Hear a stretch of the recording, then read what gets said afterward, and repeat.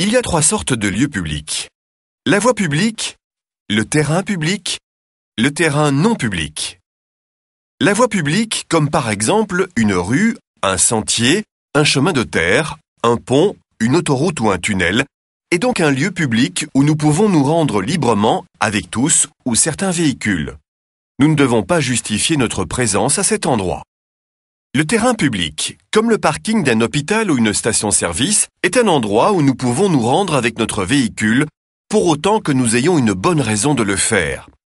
Nous ne pouvons circuler sur un terrain non public, comme le terrain de manœuvre d'une auto-école ou un parking industriel, que si nous disposons d'une autorisation spéciale. En principe, le code de la route ne s'applique qu'à la voie publique. Pour les infractions que vous commettez sur la voie publique, vous recevrez une amende. Mais sur un terrain public ou un terrain non public, vous ne pouvez pas faire ce que vous voulez. Pour les infractions graves que vous y commettrez, vous serez également sanctionné ou poursuivi au pénal. Certaines personnes pensent que la voie publique se compose uniquement de la partie de la chaussée couverte d'un revêtement, mais elles ont tort. La piste cyclable, l'accotement et les trottoirs font également partie de la voie publique. La voie publique se poursuit jusqu'au fossé, talus ou la limite d'une propriété privée.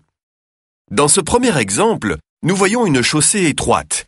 Il n'y a pas de piste cyclable, mais il y a un accotement. Ici, nous remarquons que même un sentier est une voie publique.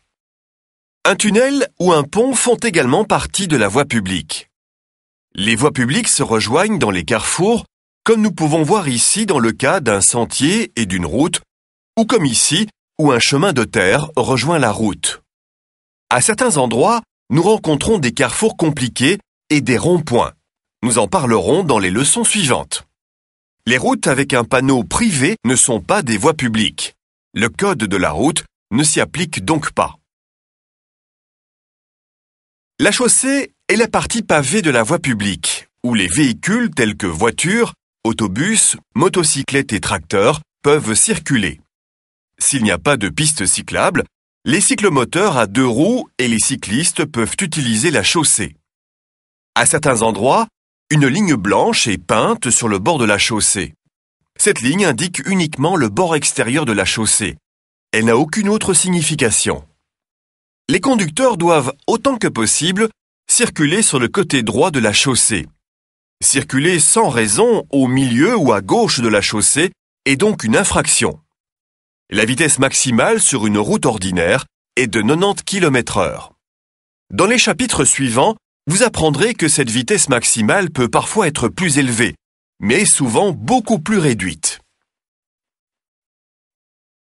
Il y a beaucoup de panneaux de signalisation qui vous informent sur la voie publique ou la chaussée.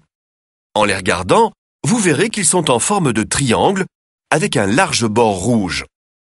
Ce type de panneau s'appelle un signal de danger. La signification exacte de ces panneaux se trouve sur cette page sous la leçon. Il est très important que vous connaissiez la signification de chaque panneau pour l'examen.